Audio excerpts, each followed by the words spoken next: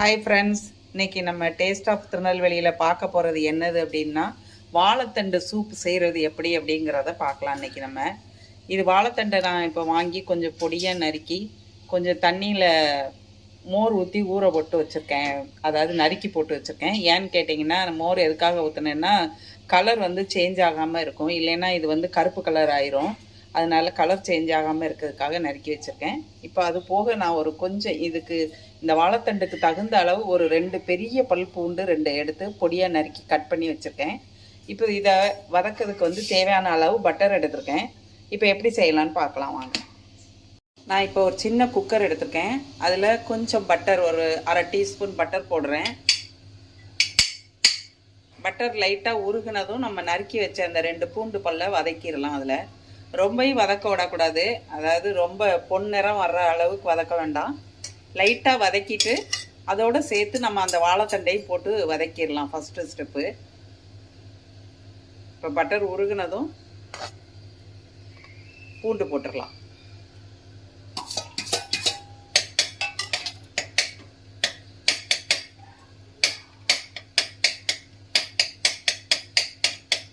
நல்லா வாசனை வருது, பூண்டோட வாசனை நல்லா வருது. இது லேசாக வதங்கினதும் நீங்கள் அந்த வாழைத்தண்டை போட்டு வதக்கிடலாம். ரொம்ப சிம்பிள் இந்த ரெசிபி செய்கிறது. ஆனால் கடையில் வாங்குகிற சூப்பு மாதிரியே இருக்கும், உங்களுக்கு ரொம்ப டேஸ்ட்டாகவும் இருக்கும். ட்ரை பண்ணி பாருங்கள் நீங்களும். இப்போ இது வதங்கினோன்னா நம்ம இப்போ வாழைத்தண்டு போட்டுடலாம். இப்போ பாருங்கள், நல்ல பூண்டு நல்லா வதங்கிருச்சு. போதும், இந்த அளவு வதங்கினா போதும். இப்போ அந்த தண்ணியிலேருந்து வாழைத்தண்டை நம்ம நல்லா தண்ணியை புழிஞ்சிட்டு வாழைத்தண்டை அதில் போட்டுடலாம். அதையும் சேர்த்து போட்டு வதக்கிடலாம்.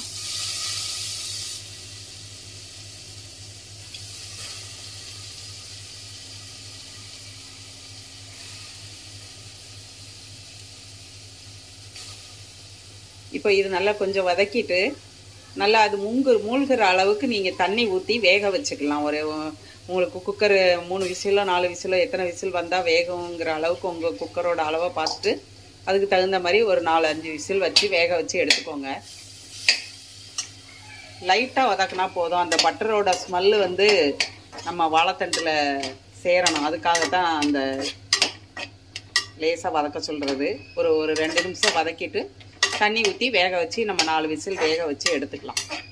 இப்போ வேக வச்சு எடுத்துகிட்டு உங்களுக்கு காட்டுறேன். இப்போ பாருங்கள், வாழைத்தண்டு வெந்துருச்சு. நம்ம அதை எடுத்து மிக்சியில் போட்டு அடிச்சிடலாம். அடிச்சுட்டு அதை சாரை இருத்துடணும். நம்ம அது எப்படிங்கிறத காமிக்கேன். இதை தண்ணியை மட்டும் வடிச்சிட்டு, சூடாக இருக்கிறதுனால தண்ணியை மட்டும் வடித்து வாழைத்தண்டை மட்டும் எடுத்து மிக்சி ஜாரில் போட்டுருங்க. கொஞ்சமாக வாழைத்தண்டு அதோடு சேர்த்து வச்சுக்கோங்க, முழுசாக அரைக்காமல் அப்படியே வச்சுக்கோங்க. ஏன்னா அது அந்த சூப்போடு நம்ம குடிக்கும்போது கடித்து சாப்பிட்றதுக்கு ரொம்ப நல்லாயிருக்கும். அதனால் கொஞ்சம் வாழைத்தண்டை மட்டும் அப்படியே தண்ணியோடு வச்சுருங்க. மற்றதை வடித்து அதில் நம்ம மிக்சியில் போட்டு அரைச்சி எப்படி வடிகட்டலாங்கிறத நான் காமிக்கிறேன். இப்போ பாருங்கள், இந்த வாழைத்தண்டு வேக வச்ச தண்ணியை நான் இதை எடுத்து வச்சுருக்கேன். இப்போ இது மிக்சி ஜாரில் நல்லா மையாக அடிச்சுட்டு வந்துட்டேன். இப்போ இந்த தண்ணியை இதில் மிக்ஸ் பண்ணிவிட்டு நம்ம ஒரு அலசலில் போட்டு அரிச்சு எடுத்துடலாம். எப்படி எடுக்கலான்னு காட்டுறேன். இப்போ நான் இந்த வாழைத்தண்டை அடித்து அந்த தண்ணியை அதோட மிக்சி ஜாரில் ஊற்றிட்டேன். இப்போ நம்ம இதில் ஊற்றி அதை வடிகட்டிடலாம். நீங்கள் தண்ணி வேணும்னா கூட கொஞ்சம் உங்களுக்கு சூப் எவ்வளோ தேவையோ அந்த அளவுக்கு சேர்த்துக்கலாம். இதில் நல்ல நம்ம அது சக்கையாக தண்ணியை நல்லா வடிகட்டி எடுத்துக்கணும். நல்லா அமுக்கி கரண்டி வச்சு அமுக்கி நல்லா பிழிஞ்சு எடுத்துருங்க. அதில் உள்ள சாறு ஃபுல்லாக வந்துடும். வெறும் சக்கை மட்டும்தான் இதில் தங்கிடும். அதுக்கப்புறம் உங்களுக்கு தேவையான அளவுக்கு நீங்கள் தண்ணி சேர்த்துக்கலாம். தண்ணி சேர்த்துட்டு ஒரு 2 ஸ்பூன் கார்ன்ஃப்ளவர் மாவு சேர்த்து கொதிக்க விட்டுருங்க. உப்பு போட்டு மிளகுத்தூள் போட்டு கொதிக்க வச்சு இறக்கிடலாம். அவ்வளோதான், சூப்பு ரெடி ஆயிரும். சீக்கிரம் ரெடி ஆயிரும்.